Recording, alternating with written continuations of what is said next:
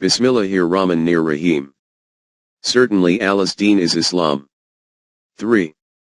19. What is Islam? Translation of Islam ki Yahai? What did Allah say? The Quranic perspective. Ghulam Ahmed Parwez 1964. Talui Islam Trust. Registered. 25B, Gulberg 2, Lahore. 3. The root of guidance. As has been noted in Chapter 1, none of the things in the universe is created in its final form from the very first day itself. Its beginning commences from the first point of creation, and after this its journey of evolution begins. At every stage in this journey it becomes refined through a process of trimming and pruning, shaping and improving, and progresses forward till it reaches the final destination which has been defined for it. According to the divine program, it traverses all these stages through the guidance which it gets from the Creator of the universe. This is that great truth about the process of creation and evolution which the Quran has summed up in a few words. Who has created, and further, given order and proportion? Who has ordained laws, and granted guidance? 87. 2-3. Allah is He who initiates the creation of everything, then shapes and hones it to produce balance in it. Then He fixes a scale for it, as to what extent it has to go forward and what it is to become, and He provides guidance on the journey through all of these stages. The subject under consideration deals with the last part of this verse. Fahada. I.e. granting guidance. From this the following reality becomes evident, that in order for the things of the universe to traverse their evolutionary stages, guidance is also received from Allah. This is that reality to which everything in the universe is a witness, therefore there is no need for proof or ideological argument for this. This direction, guidance, has been embedded within each thing. The Quran has labeled this with the term wahi, revelation. The meaning of wahi is a fine but sharp signal. For example, about the great heavenly bodies swimming in the universe, the Quran states, and inspired wahi in each heaven its command. 41:12. About the earth it says, because your sustainer will have inspired wahi it. 99:5. Similarly, for the honeybee, and your sustainer inspired wahi the bee. 16:68. In Surah Al-Nur this aspect is condensed into a few words. Do you not see that it is Allah whose laws all beings in the heavens and on earth follow, and the birds with wings outspread? Each one knows its own salad, guidance, and its task. And Allah knows well all that they do. 24:41. Have you not paid attention to this? That whatever is in the heavens and the earth, including the birds which fly with their wings widespread, all remain actively engaged in fulfilling the established and defined program of Allah. Every single one among these also knows of that path which they have to traverse in obedience to the divine law. They have not been left without a purpose. They remain under the constant surveillance of the divine law which monitors how they carry out their duties. In this verse, the words salat and tasbih are worth attention. This reality is explained in Surah Al-An'am as follows. There is not an animal that lives on the earth, nor a being that flies on its wings, but forms part of communities like you. Nothing of the guidance have we omitted from the book of the universe, and they all are gathered around the law of their sustainer. 6:38. This is that guidance which is commonly called instinct, or in the words of Iqbal, the trackless way of a bird, i.e. such a path along which there are no signposts. See how migratory birds, after traveling thousands of miles crossing the vastness of the oceans, jungles and deserts, reach their place of destination as if someone has brought them there by holding their hands. This is the first characteristic of the things of the universe, i.e. The guidance for their duties of life and their functioning is provided by nature, and this guidance is put into everything and every individual of a species, and kept within it. By every individual of a species is meant, for example, that chickens are one species. Every chick gets this guidance from nature. This is the reason, for example, that if some hen eggs and some duck eggs are left under a hen for hatching, and they all hatch at the same time, the ducklings will head for water whereas the chicks will remain on dry land. And from among them each brood will do the same, regardless of whether they are in the desert of Africa or in the city of New York. 3.1 Constraints on the things of the universe. The second characteristic of the things of the universe is that they are born with the constraint to obey whatever guidance has been provided to them by nature. These do not have the choice that, if they wish they can follow this guidance, or if they wish they can select an opposing path. And to Allah do obeisance all that is in the heavens and on earth, whether moving, living creatures or the universal forces. For none are arrogant before their sustainer. 1649. Whatever is in the highs and lows of the universe, and whatever kind of living creatures are on earth, even all the universal forces, all have been made subservient to the guidance of Allah, and these never rebel against this. This is called the nature of these things. From the above discussion, it is evident that everything in the universe obtains its guidance from Allah, according to which, by traversing its evolutionary stages, it reaches the intended destination. 2. Everything is obliged to follow the path of this guidance.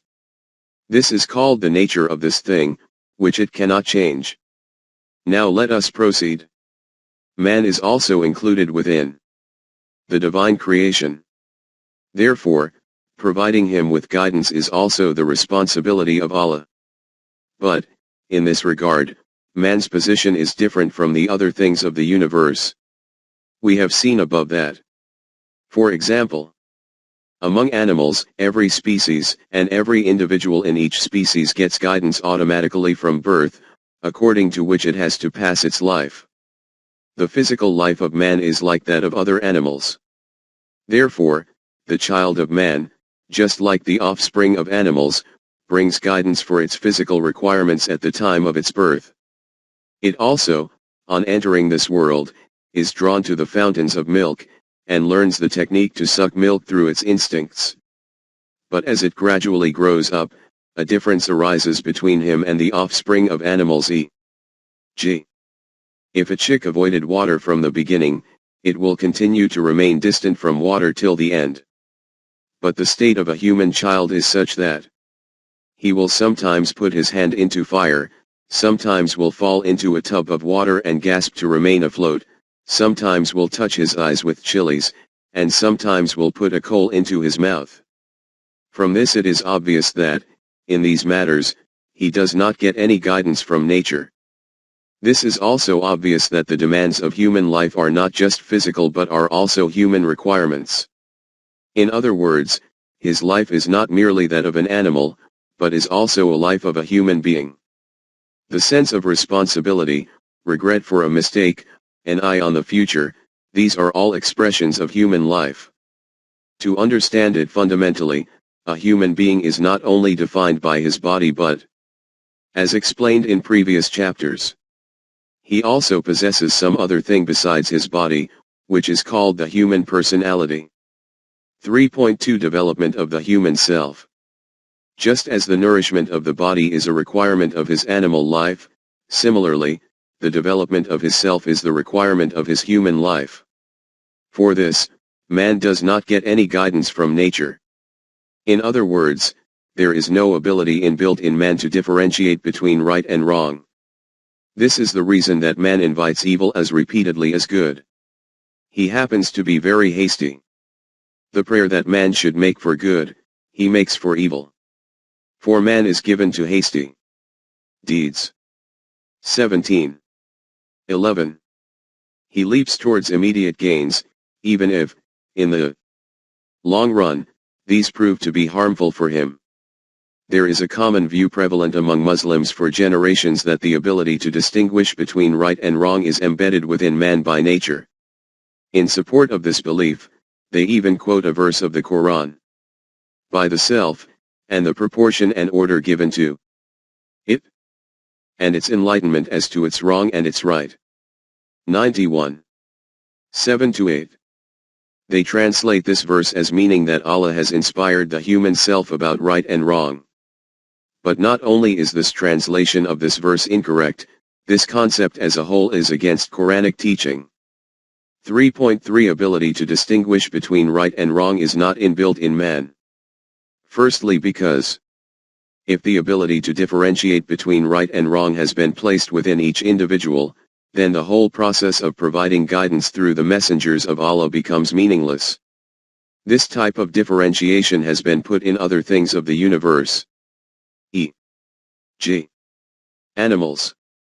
Therefore there was no need to send a Nabi to them. Furthermore, this is also against our experience and observation. A human child picks up ideas and beliefs from whatever type of environment he is brought up in and educated in. Eating meat is an extremely hateful thing for a Hindu child, but a Muslim child eats meat with great gusto. Therefore, this concept is wrong that the differentiation between good and bad, and between virtue and evil, has been placed within man.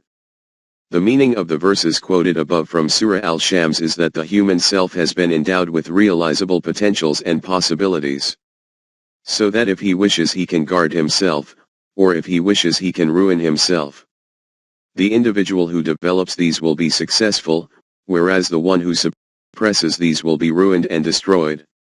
In fact, in these verses this point has been clarified that the human self is not provided in a developed and evolved form, it is only a collection of realizable potentials. If man develops these potentials correctly, then the human self becomes developed. If he does not do so, then it gets destroyed. There are potentials present within it for both growth and destruction. 3.4 Meaning of Fitratullah. Nature of man. In this regard, another wrong belief is prevalent among Muslims, and that is that Allah has created man in his own nature i.e.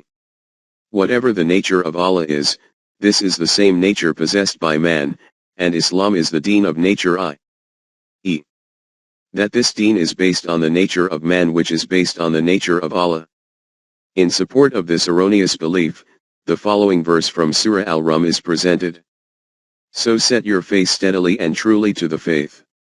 Establish Allah's handiwork according to the pattern on which He has made mankind. No change.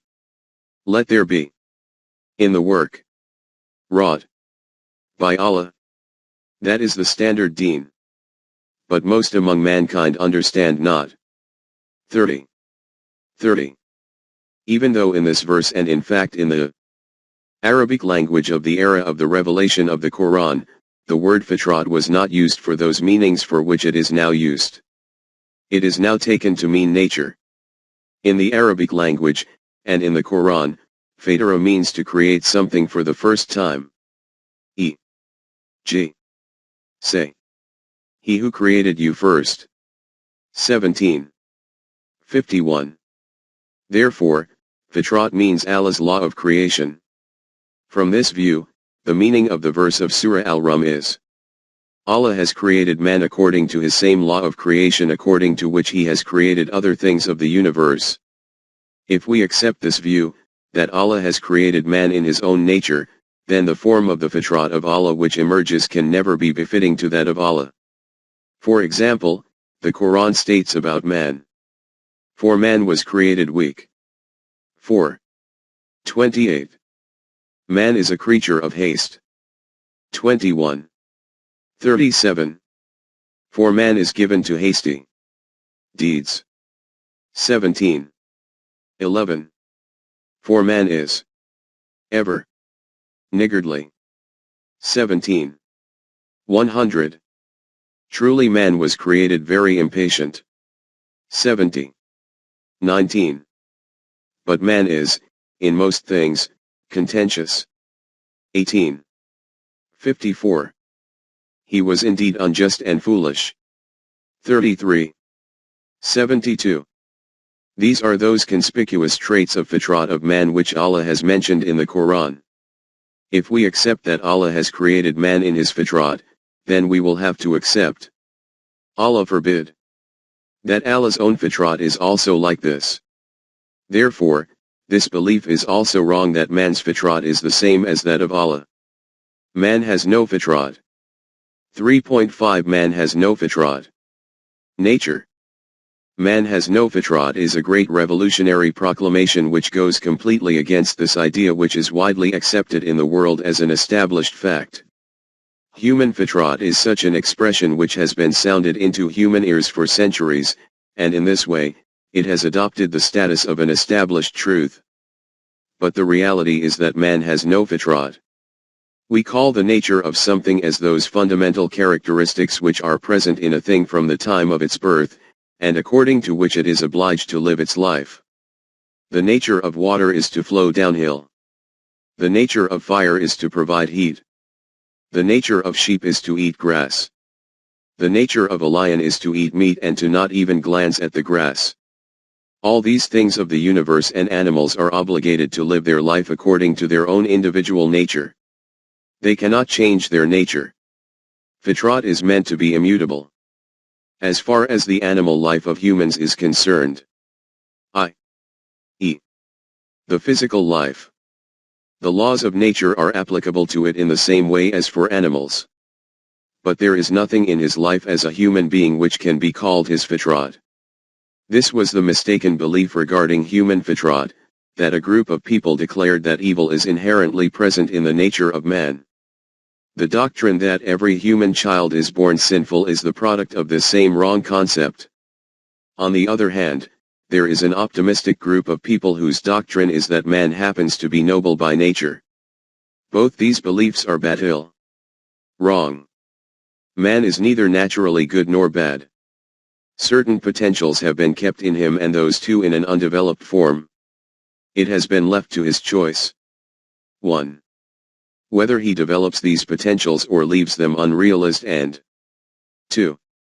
When he develops these he can then use these however he likes. If he uses these for constructive purposes for mankind it will be called righteousness. If he uses these for destructive purposes it will be called evil. The guidance of Wahi informs us of the method by which to develop these potentials and their correct application. That which has been quoted above from some of the verses of the Quran, that man is such and such, is only to show that if man does not live according to the light of Wahi, and declares the fulfillment of his physical needs alone as being his purpose in life, then he becomes just like this. But if he uses his potentials in the light of Wahi, then his attributes will be those which the Quran declares as the life of a mu'min, i.e., such a life which is at peace from inner conflicts, and due to which the whole of mankind remains at peace also. It should be again reiterated that fitrat and choice and intent are two opposing things. Fitrat belongs to the helpless, not to the one who possesses choice and intent, and since man has been given choice and the ability to decide, he has therefore no fitrat, neither good nor evil. He becomes good or evil by the choice of his actions. 3.6 The voice of conscience. Just as this belief is incorrect that the ability to differentiate between good and evil is contained in the fitrat of man. Similarly, this idea is also incorrect that there is another thing contained in man which is called his conscience and which differentiates between good and bad and between virtue and evil. This concept is also wrong. The voice of conscience is formed from man's early upbringing, training, and his social environment. In reality, this is internalist society. As the following of forefathers is called society divinized. From these brief explanations, it becomes evident that the techniques used for the guidance of other things in the universe by Allah have not been used in the case of man. 3.7 Guidance for man. The technique adopted in the case of man was to select an individual from among men themselves. And through him guidance was provided via Wahi, by traveling in the light of which the caravan of humanity could reach its destination. The selected person, who was called Nabi and Rasul, would pass this guidance on to other human beings. In Surah Al-Araf it is stated, O you children of Adam! Whenever there come to you messengers from amongst you, rehearsing my signs unto you, those who are righteous and mend their lives, on them shall be no fear nor shall they grieve. 7:35. O mankind! When from amongst you my messengers come to you and present my commands to you, whoever from amongst you follows these laws and mends his ways, then on such people there will be no fear and no grief. We have seen in previous pages that when any of a species gets guidance directly from Allah, e.g., animals, that entity is then obliged to spend life according to this guidance. But man is given choice and the ability to make decisions, therefore in his case the technique selected for guidance is such that his ability to choose and make decisions is not curbed. This is the reason that, in explaining this form of guidance, Allah has stated clearly that in this respect every individual is free. He who wishes can live life according to it, he who wishes can go against it. Say, the truth is from your sustainer. Let him who will believe, and let him who will, reject it. 18:29. Whatever path he selects, the consequences will be according to this selection. 3.8 Wahi is not based on human effort. In the same way that the revelation given to things of the universe is not a product of these things themselves. They receive it directly from Allah. Similarly, the revelation sent from Allah to the messengers is not a product of their own intellect and thinking. In other words, the possessor of revelation does not discover the truth through his own effort and striving. The truth reveals itself on him. The receipt of revelation in this way from an external source, objectivity, is described by the Quran using the word nazal, descends. This means that instead of these truths emerging outwards from within man, they are received by man from the outside. It is stated in the Quran, verily, it is we who have revealed the book to you in truth. 39:2. The descent of revelation means that man does not obtain it through his own skill and ability, effort, and exertion. Instead the individual selected by Allah gets it without any work or effort. But Allah chooses for his special mercy whom he will. 2. 105. Nor does he say aught of his own desire. It is no less than inspiration sent down to him. 53. 3-4. The one who is receiving this revelation does not have even an iota of his own ideas contained within it. He says nothing of his own thoughts, inclinations, and preferences. This is revelation which is made to descend on him. Since we cannot comprehend the nature of revelation, it is not only difficult for us to understand it but is in fact impossible. So, in one area, he, like other human beings, makes such conversation which is the outcome of his own thinking and choices. And in another domain he explains such realities which are neither the product of his own intellect and reasoning, nor has he read or learnt this or heard it from someone else. But the life of a Nabi used to be divided into this kind of two domains. This was the reason why, when the opponents used to ask Rasulullah to make slight modifications to these laws which were presented before them, so that some form of compromise could be made, it was said to them in reply. They say, bring us a reading other than this, or change this.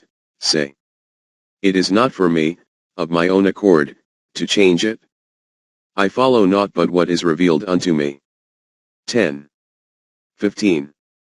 It is not possible for me to make any alterations to it of my own accord.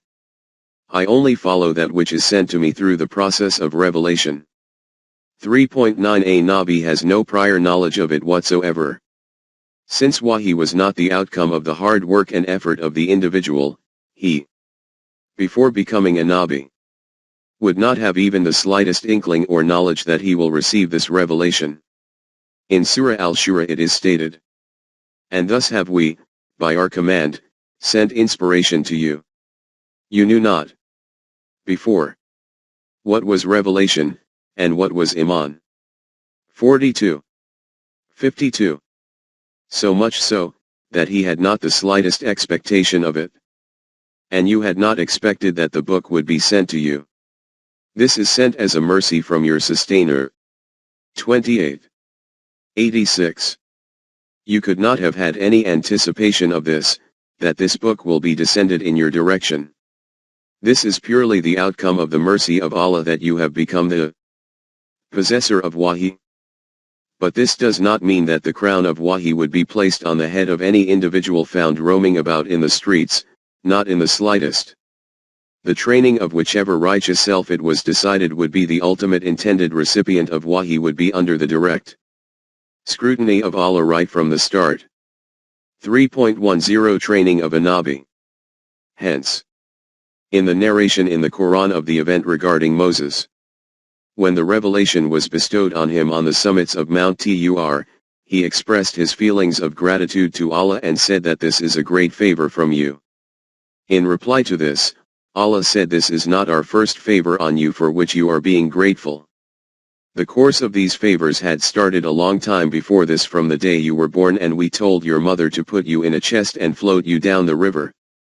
Then, your upbringing took place in the palaces of Pharaoh, so that, despite being a member of an oppressed people, you become familiar with the machinations of politics. Because you were ultimately going to stand in opposition to them. Then, from there you were taken to the valleys of Madian, so that you could pass some days of your life in the open natural environment. You were ultimately going to train the Bani Israel in these very valleys. When you, O Moses, were put through all these stages, then did you come here as ordained, O Moses. And I have prepared you for myself, for service. 20. 40-41. And we selected you for our mission. It is not that you come for fire and receive messengerhood. The supervision of the righteous self which was to house the revelation was carried out by Allah himself from the start.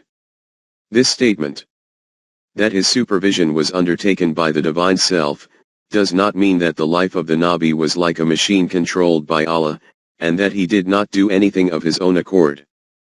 The Nabi, just like other human beings, had the freedom to make choices in all his deeds, and whatever he did was according to his choice and intent. He was therefore declared responsible for all of his actions. From this account it is clear that the Wahi received by a Nabi is completely different from that thing which is called religious experience or revelations of a mystic. These acts and manifestations are the outcome of his own human exertion and skill. These are not the consequences of Wahi. This is just the manifestation of the hidden potentials of man, which takes place through a particular technique and practice. For this there is no need for a certain belief or religion. Since messengerhood ended on Rasulullah, the issue of continuation of Wahi has consequently stopped. Thus, in Islam the hidden experience of anyone has no authenticity or status. Nor is there any possibility now of anyone having conversation with Allah. The only means to converse with Allah was through Wahi, which ended on the person of Rasulullah. Apart from Wahi, there is no mention in the Quran of any method of acquiring knowledge directly from Allah. Terms like Kashaf, Ilham etc. are later terms which have nothing to do with the Quran. This is also a fundamental characteristic on the basis of which Deen, Islam, becomes separate from madhab, religion. The greatest ability of man in madhab is said to be that he talks with Allah directly. Deen, Islam, states that the proclamation of Allah is preserved in his last book, and the task of man is to live his life in accordance with this Wahi.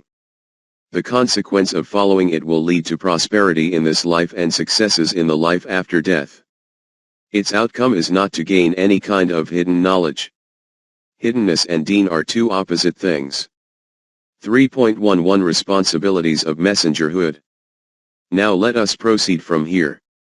The claimants of hidden practices, mystics, say that the state of the person who sees some glimpse of reality becomes such that he is lost in this euphoric and ecstatic state.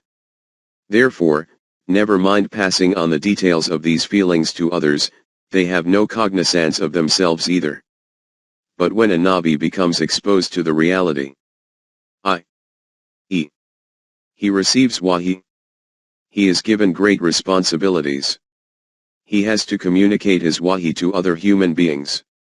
And not only to pass it on, but according to this, he has to establish in practical terms a new society in place of the former wrong society. These are the great responsibilities referred to when Rasulullah is told, "And removed from you is your burden, the which did gall your back." 94. 2-3. Iqbal states this truth in a very striking manner. He writes, Muhammad of Arabia ascended the highest heaven and returned. I swear by God that if I had reached that point, I should never have returned. These are the words of a great Muslim saint, Abdul Quddus of Gangab. In the whole range of Sufi literature, it will be, probably, difficult to find words which, in a single sentence, disclose such acute perception of the psychological difference between the prophetic and mystic types of consciousness. The mystic does not wish to return from the repose of unitary experience. And when he does return, as he must, his return does not mean much for mankind at large. The prophet's return is creative. He returns to insert himself into the sweep of time with a view to control the forces of history, and thereby to create a fresh world of ideals. For the mystic, the repose of unitary experience is something final. For the prophet it is awakening, within him, of world-shaking psychological forces, calculated to completely transform the human world. The desire to see his religious experience transformed into a living world force, is supreme in the prophet. Thus his return amounts to a kind of pragmatic test of the value of his religious experience. In its creative act the prophet's will judges both itself and the world of concrete fact in which it endeavors to objectify itself. In penetrating the impervious material before him, the prophet discovers himself for himself, and unveils himself to the eye of history. Another way of judging the value of the prophet's religious experience, therefore, would be to examine the type of manhood that he has created, and the cultural world that has sprung out of the spirit of his message. This trait of a Nabi, that he receives wahi from Allah, is commonly called Nabuwwat, and it is this responsibility that he has to pass on this wahi to others and establish a new world according to it, which is known as Risalat. To carry out this responsibility of Risalat, he has to gather those people around him who have determined to live their life under the guidance of wahi. This is that group which becomes the companion of Allah in order to disclose the beauty of the universe, and to bring out the results in human society as per the law of requital of Allah according to human calculation and counting. This is called the Jamaat-e-Mu'minin. From the above discussion, the following reality will have become apparent. 1. Everything in the universe receives guidance from Allah to live life so that it can reach its intended destination. 2. This guidance is kept inside everything from the beginning, it does not come from outside. The things of the universe are constrained to live their life according to this internal guidance, this is called their fitrat, nature, which is immutable. 3. Since man has been created with the ability to choose and be responsible, that technique of giving guidance has not therefore been adopted in his case, according to which he would have been forced to live. Hence, this guidance has not been kept inside him. 4. For him, this technique has been adopted, that from among men one individual is to be selected and wahi is to be sent to him. He will then pass on this revelation to other people, and those who accept the truth of this wahi, i.e., have iman in it, will come together and shape such a society in which the human self can keep developing. 5. The guidance which a Nabi received, wahi, from Allah was free from any effect of his own intellect, thoughts, ideas, and desires. This is because the guidance of wahi is not the product of the human intellect. 3.12 Process of Revelation. The Quran tells us that when man started living, his social life, and there was a clash in their mutual interests as a consequence, which it metaphorically calls the story of Adam. Then the process of Wahi started for his guidance. Its declaration is that Anbiya were sent to every tribe and nation for this purpose from Allah. Principally, they all had the same message and invitation. We have sent you inspiration, as we sent it to Noah and the messengers after him.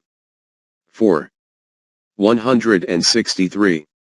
Since the initial addressees of the Quran were Arabs, therefore those messengers have been mentioned by name with whom these Arabs were well versed, e.g. Noah, Abraham, Ishmael, Isaac, Joseph, Moses, Aaron, David, Solomon, Jesus, etc. And details of the rest are not given. Of some messengers we have already told you the story. Of others we have not. 4. 164. But whether a messenger has been mentioned or not, an individual cannot become a Muslim unless he has iman on this fact that messengers kept coming to every nation of the world and they received the true teaching from Allah. If someone differentiates in their being messengers, then he cannot be a Muslim. 2. 285. 3.13 End of messengerhood. In the very beginning, the human mind was immature and his knowledge was very faulty, therefore he was provided with details through Wahi for even minor matters. This process continued in this way till that period was reached in human history following which human knowledge was to expand on a daily basis. Metaphorically we can understand it by saying that man had grown beyond childhood and reached adulthood. There was a need now to provide him with those permanent values in their complete form which were required for the development of humanity. And after this he was free to exercise his choices, while remaining within the four walls of these values, according to the needs of his era, using his intellect and vision to define his own paths in life. Hence these values were given in the Quran for the last time through the last messenger, Muhammad. The responsibility for maintaining the integrity of the Quran was taken by Allah himself. We have, without doubt, sent down the message, and we will assuredly protect it. 15. 9. And after this the practice of messengerhood was ended. The ending of messengerhood is in reality the greatest revolution in human history. Following this, except for those defined limits which have been stated in the Quran, man gained complete freedom in the business of his life. The purpose of these limits is that there should be no mutual conflict and thus the caravan of humanity should, through mutual cooperation and support, take life to higher summits. Now there are only two sources of guidance for man, the Quranic teaching, and human knowledge and vision. This teaching of the Quran is for the whole of mankind, and by having iman in it, man is declared a Muslim. Now this question arises, as to how to have iman in these laws. Wahi. i.e. How do those people who accept these as being the truth, reach this conclusion that these laws are true? The discussion concerning this will be covered in the next chapter, in which the relationship between Wahi and human intellect will be clarified. 3.14 What does it mean to have iman in Allah? Before we turn the page over to the next chapter, it is imperative to understand one important fact. We have seen that for human guidance there is a need for Wahi, and that Wahi is not the product of human intellect, it is received from Allah. Therefore, the practical meaning of iman in Allah means to have iman in the revelation bestowed by Him. One status of Allah is that He is the creator of the universe. The system of the universe is functioning under the laws established by Him. He is the one who possesses control of these laws. There is a group of thinkers and scientists in the West who have iman in this particular status of Allah. But as far as human guidance is concerned, they consider human intellect to be sufficient for this and do not accept the concept of revelation from Allah. The title of the book by Julian Huxley, Religion Without Revelation, reflects this line of thinking. According to the Quran, this type of iman in Allah is not in reality termed as iman. The Quran states about such followers of God. Say, to whom belong the earth and all beings? therein. If you know. 23. 84. Regarding the earth and whatever is in it, ask them whose program is it that all these things are engaged in accomplishing and who is their owner and sovereign. And, along with this, say that they should give a reply based not on ignorance and prejudice but given in the light of knowledge and vision. They will truly say in reply that all this is for the completion of the program of Allah and He is indeed the master of it all. Because from the wellspring of knowledge, no other reply apart from this can be obtained. After this, the Quran says that when your knowledge and vision take you to this conclusion, then why do you not bring forth the real truth in front of you? 23. 85. The Quran then says to them, say, who is the sustainer of the seven heavens, and the sustainer of the throne of glory? Supreme. 23. 85. Ask them, who has control over the galaxies floating in the heavens? Indeed, ask them, who has the central authority and sovereignty over the whole of the universe? In reply to this, too, they will say it is in Allah's hand. After this, the Quran says, ask them, when this is the truth then why do you not pay attention to it? Then the Quran says, question them. Say, who is it in whose hands is the governance of all things, who protects all, but is not protected of any? If you know. 23. 88. Who has control and sovereignty over the universe? Who is he towards whom everything looks for its refuge and protection? And whoever goes against his law will not find refuge anywhere. Say, what answer does your knowledge and vision have for this? In reply to this, too, their answer will be that all this is happening according to the laws of Allah. After acceptance by these people of the functioning of the divine laws in the outer universe, the Quran states, ask them that. When their knowledge and vision brings them to this conclusion that all things are working according to the divine laws, then why are they deceived in this, that the divine laws are not required in the human world, and that here man can live life according to his own man-made laws? 23. 89. For human life also, permanent and immutable laws can only be obtained from Allah. 23. 90. But if they do not accept this truth and consider Iman in Allah to mean only having Iman in the God who is controlling the external universe, then they are liars in their claim. The Quran states, we have sent them the truth, but they indeed practice falsehood. 23. 90. The claim of having Iman in Allah belongs only to the one who, along with acceptance of the sovereignty of Allah in the outer universe, also has Iman in this reality that guidance to man is also only received from Allah. This is called Wahi, revelation. In other words, without Iman in Wahi, there remains no truth in having Iman in Allah. In the words of Uspensky, if there is no idea of revelation, there is no religion. And in religion there is always something unknowable by the ordinary mind and ordinary thinking. For this reason, no attempts to create an artificial synthetic religion by intellectual methods have ever led, or can ever lead anywhere. Therefore, in order to have Iman in Allah it is necessary to have Iman in Wahi. This Iman is called Iman in the messengers and in the books of Allah. Because the Quran from Allah is descended Wahi in its final, complete, and explained code, and mankind has received this through Muhammad, Rasulullah, who is the last in the chain of Anbiya and messengers. Iman in the Quran and Muhammad Rasulullah is therefore an essential part of Iman in Allah.